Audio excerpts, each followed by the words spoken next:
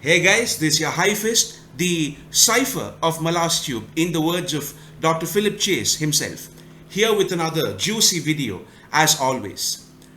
Thank you, first of all, to Stephen Erikson for not just sharing and commenting on my last video, but for this entire journey because, guys, we have officially made history together. I have crossed 1,000 subscribers on this channel, and this is without a doubt one of the great social media triumphs of our age, of any age really. It's a small step for man perhaps, but a giant step for mankind. As you know, this channel focuses only on one specific series with 10 books, which immediately narrows the number of what your potential audience could be to a fraction of it. I almost always exclusively focus on spoilers for all 10 books, which reduces that fraction of a fraction to an even smaller fraction. I have terrible video quality, worse audio quality. I don't have a bookshelf at the back, just some old wall. I don't remind people to like and subscribe. The accent of people from my part of the world is not exactly conducive to serious conversation in the English language, if I were to put it kindly. I don't have a reliable upload schedule. I sometimes go missing for months without warning. I think my biggest gap was like 6 months where I just disappeared, and yet all of you stayed behind. I've never done individual book reviews. I've essentially not done anything that a channel should do if it wants to grow. And yet, and this is where your brilliance comes in, my subscribers. In about 14 or 15 months, the fact that there are more than 1,000 of you crazy enough to click on that subscriber button, it's flattering, it's weirdly humbling, it's occasionally confusing, and it's always hilarious. So thank you. If we could share a brief sentimental moment then, guys, each and every one of you really sort of deserves my gratitude. So you've made your High Fist extremely happy, guys. Thank you for that. I obviously have to sort of thank my friend Ishka Jarak, who convinced me to start a channel in the first place. And of course, I need to once again thank Stephen Erikson, who constantly shares my analysis with the larger community. So Ishka Jarak's Discord server was the pair of wings which allowed me to take off the ground, and Erikson's Facebook page was the wind that sent me off to fly. And finally, before we start the video, there is one other person I would like to thank as well. Is it Quick Gen? Is it AP Canavan? Is it Philip Chase? No, it's me. I would like to thank myself for my humility and my compassion, my humanism. None of this would have been possible without me. So on behalf of all of you, I would like to thank myself for this monumental achievement. With all that said, we finally get to the video. Stephen Erikson is the Crippled God. This is not a joke. Apparently, Erikson has made some comments before about the identity of the Crippled God, saying that Kaminsod is indeed a mythological or historical figure from our own world. And of course, there's the famous Kaminsod, Kaminsod, whatever. To me, Erikson himself is the only choice. I've been saying this on Discord for years, and apparently years ago, even before that, I was told there was some Reddit discussion or some post in a Malasan forum somewhere that discussed this way back when the Crippled God was released. But I mean, I actually think an interesting case can certainly be made. I wasn't I haven't seen those discussions, but hopefully I would touch on most of the things that were kind of covered even back then. I know a lot of you might think this is a joke, but it's really not. I mean, it is a joke, but that doesn't take away from the possibility of a persuasive argument, right? So let's start with the obvious comparisons. Who narrates the Book of the Fallen? The Crippled God. and who's the author of the Book of the Fallen? Stephen Erikson. What is the crippled God fundamentally? He is an alien creature that was plunged into this living, breathing, dynamic, organic world. Just as how Erikson is someone from our world who plunged into this world when he set off to write these books. What happened to the crippled God? He is repeatedly chained and brutalized over and over again. What used to happen to Erikson while writing this series?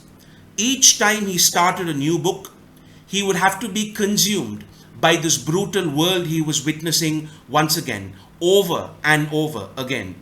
Each chaining of the crippled God is representative of Erikson writing a new book, where he has to record these horrible events and the rationale people use to justify these events. What happened to Erikson when he was done writing the series? He was finally whole again. These chains, these shackles, the responsibility of having to write these 10 big books with both speed and with literary depth. He was finally sort of lifted from all that. He was free again. Kaminsod being freed is Erikson being freed at the end of the books. He can finally leave the world. He is no longer chained to this world, because each time he thought he was free, he had to write the next book, and he would have to get chained and tortured all over again. Cotillion is of course not just the cipher, but he's an alter ego of sorts for Erikson. And Cotillion killing the crippled God has a meta storytelling element there as well. It's Erikson telling himself, listen, you can breathe again, you can relax now, it's over, you're free. And it's both a blessing and a curse, because for him to be truly free, this magnum opus that he's been writing for years has to be over. It's basically like dying and being reborn again, because there's no way Erikson could have been the same person after that explosive burst of creativity for such a sustained period of time. So there's a clear parallel between how Kaminsod's liberation comes in the form of a loss when Cotillion stabs him, and Erikson's liberation from this world also comes in the form of a loss, and they both kind of get their freedom at the end of the 10 big books. Where did Erikson come up with most of this world? He stated before, I believe, that a big part of their gaming and all that came while on archaeological digs, where they would have to spend endless hours and days inside tents. Where is the crippled God found most of the time? In a tent. The crippled God is also sometimes found isolated in an island on the sea, just as how Erikson is often isolated in the world of epic fantasy. I'm sure many of you have seen panel discussions with Erikson there from years ago, and it's quite clear that none of the other writers have read his work, even though they're all supposed to be supposed experts on epic fantasy. Try searching for older interviews and panel discussions, right? Sometimes it's clear that even the interviewer hasn't read his work. He's always this alien creature, and the rest don't seem to understand him in that world. Very much like how the other gods treat Kaminsod. They just treat him as an outsider. And I mean, quite frankly, he is. Erikson's often stated that none of the books in the series were critical successes when they were first released, and that it would often take years for people to look back and say, oh hey, that was a great book. And he's also he's always been denied that immediate empathy and sort of applause when he writes a book. Each time he wrote a book, he would be like, okay, so this is the book that people will finally like immediately. And each time his hope just gets betrayed. Just as how the crippled God expected compassion from the Malazan world when he crashed in there, he hoped for kindness from the gods there. But the only thing he got in return was brutality and imprisonment. Remember the scene where crippled God tells Kasa, listen, you alone have the strength to withstand this. You alone have the strength to overcome the will of the sword. And Kasa just asked him to get lost.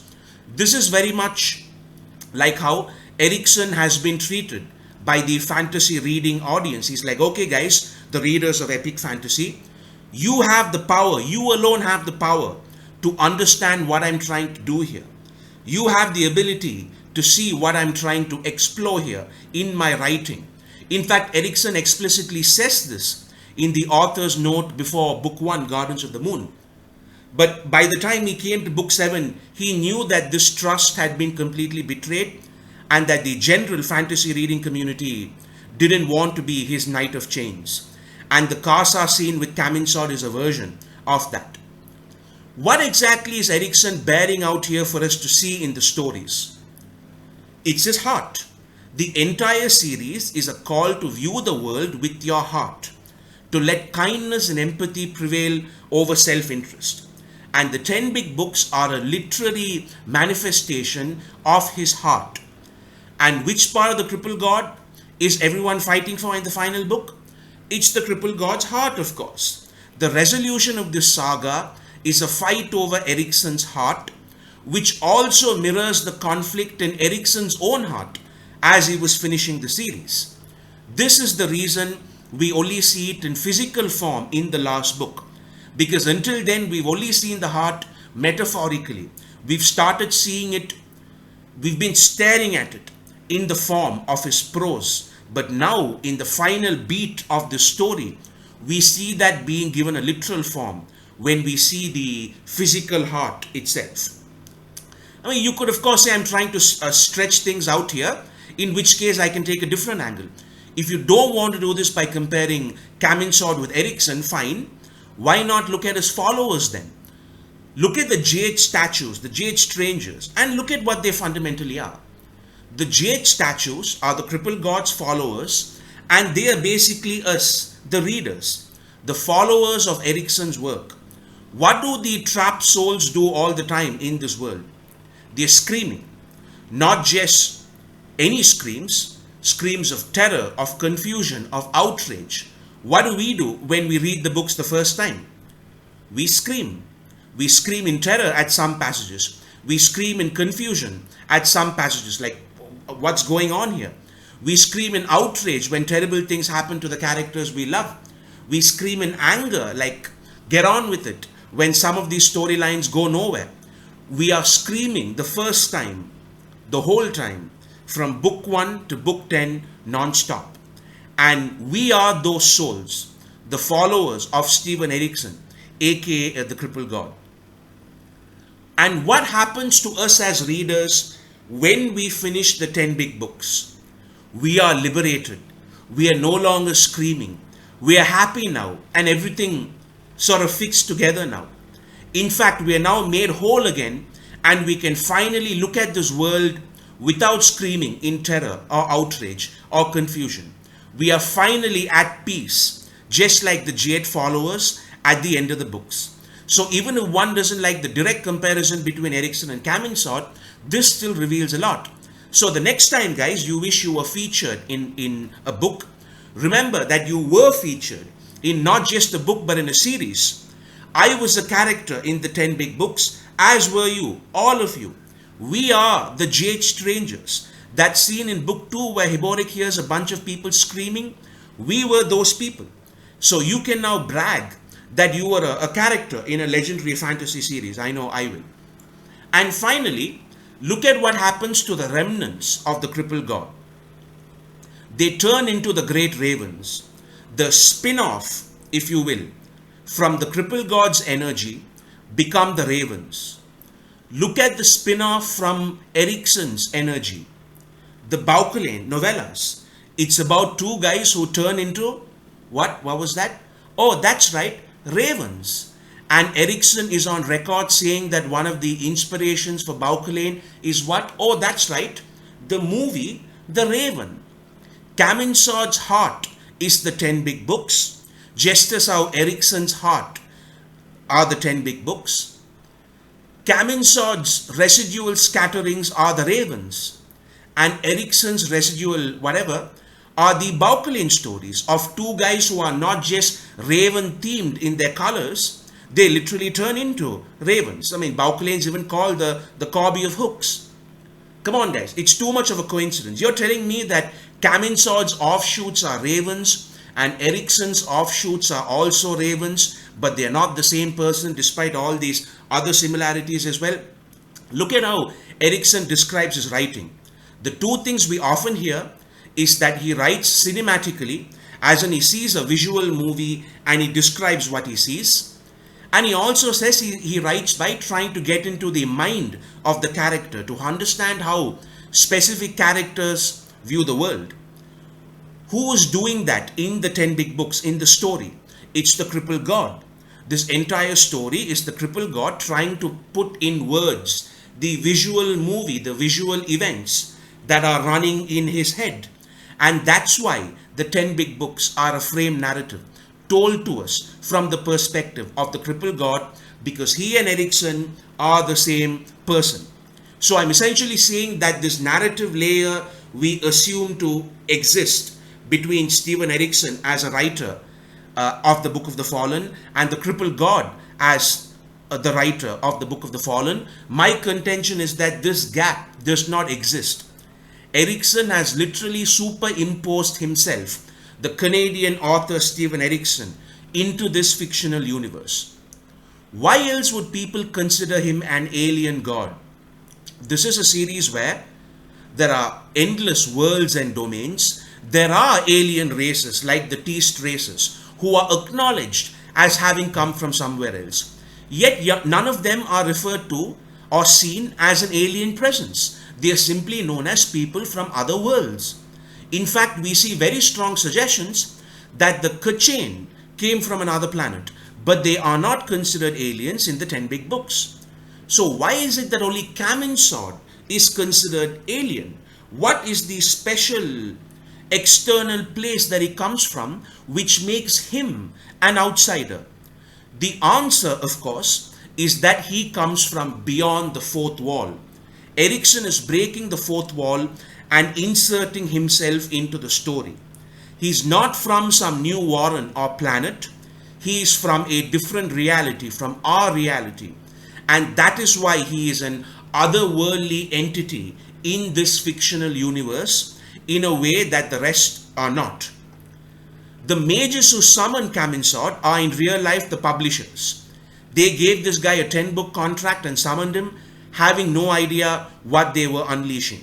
And of course, they lose their sanity in the process as well, right? Because this guy is still creating new characters and new storylines halfway into book 10. To be Erikson's publisher is an act of audacity and courage and madness, much like the act of summoning the Crippled God. Who was he summoned in opposition against? The Crippled God was actually summoned to stop Kalaw. Kalaw is symbolic of the traditional epic or traditional quest fantasy genre. What does Kalaw do all the time?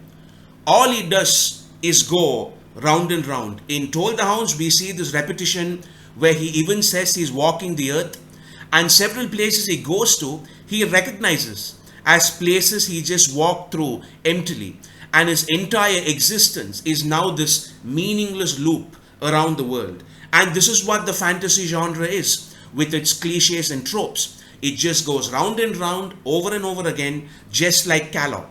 Mainstream fantasy publishing used to be this mighty tyrannical empire, like the Kalorian Empire, but writers like Stephen Erikson were like asteroids that shattered everything. And this is precisely why the Crippled God was summoned in that way. Because the mad mages who wanted to subvert Kalaw were the publishers of the 10 big books. Traditional fantasy was Kalaw, and Erikson was literally Kaminsod. The two even try a brief partnership where Kalaw is the reaver of High House Chains for a while, but it doesn't work out because they're fundamentally different. Just as how Erikson and the traditional fantasy mindset might forge temporary alliances, but the two perspectives are ultimately fundamentally different. So there you have it, guys. Those are my reasons. To paraphrase, the chainings are representations of each individual book. There is no narrative or diegetic gap between Erikson and the Crippled God. It's the same level. The great ravens are Baukelane and Coble Broach.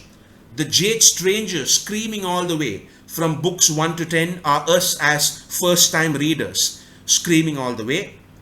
The mad summoners are Erikson's publishers. Kaminsod is an alien only because he comes from beyond the fourth wall, and therefore Stephen Erikson is the Crippled God. If Erikson denies this, remember, this is exactly what a culprit would do when the mask was unveiled. So Stephen Erikson, you would have gotten away with it if it wasn't for this meddling kid. This is your High Fist, guys. I hope you found the video interesting. Take care, and I'll see you soon.